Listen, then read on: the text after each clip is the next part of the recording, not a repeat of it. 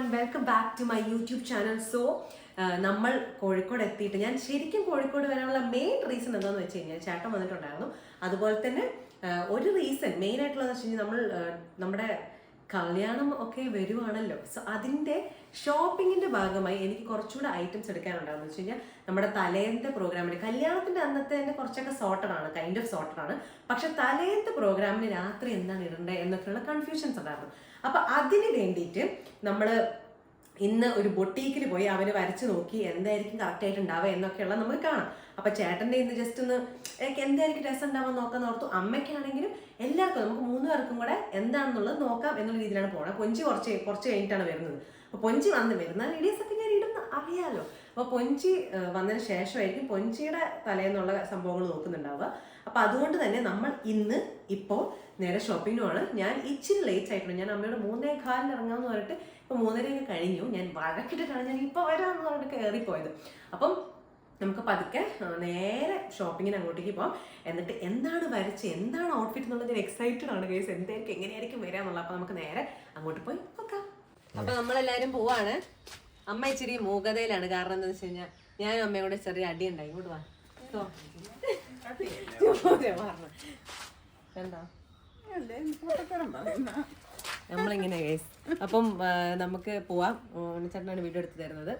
So let's go for shopping അല്ലേ? ആണോ?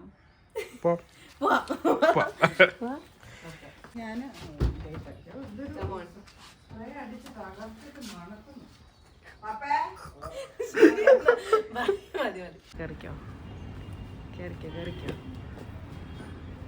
നമ്മൾ ബൊട്ടീക്ക് എത്തിയിട്ടുണ്ട്. ബൊട്ടീക്കിലേക്ക് കയറി പോയിട്ട് നേരെ നമുക്ക് നോക്കാം ഗൈസ്.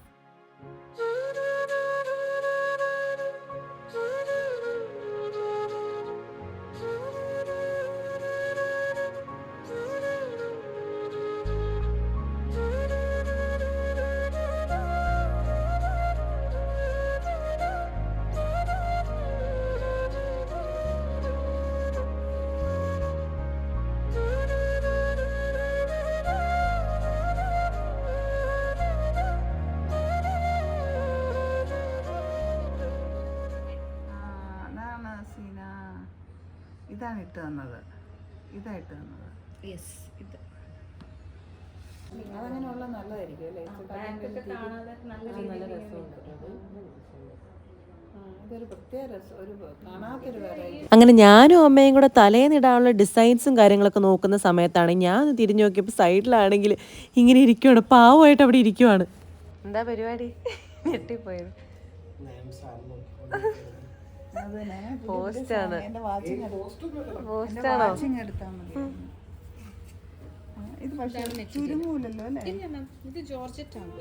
അങ്ങനെ ഞങ്ങൾ തലേന്നുള്ള 2 പരിപാടികളുടെ കളർ പാലറ്റൊക്കെ നോക്കി ഏത് കളർ വേണം, ഏത് കളർ ഇട്ടാലായിരിക്കും കുറച്ചുകൂടി ഭംഗി ഉണ്ടാവുക എന്നൊക്കെയുള്ള നമ്മൾ നോക്കിക്കൊണ്ടിരിക്കുകയാണ്. ഡിസ്കഷനാണ്.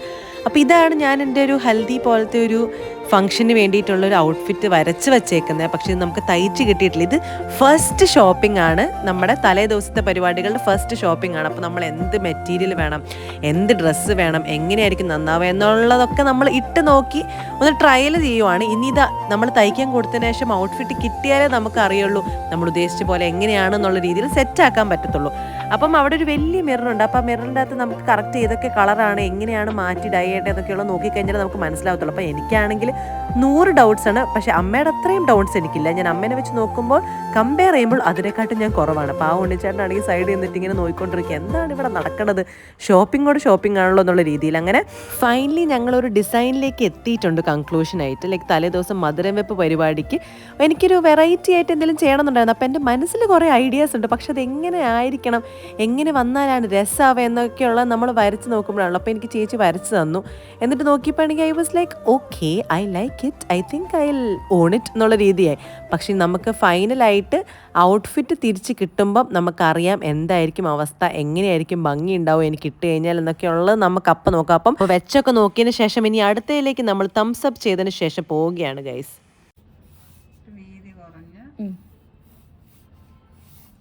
അങ്ങനെ നമ്മൾ ഡിസൈൻ ചെയ്തു.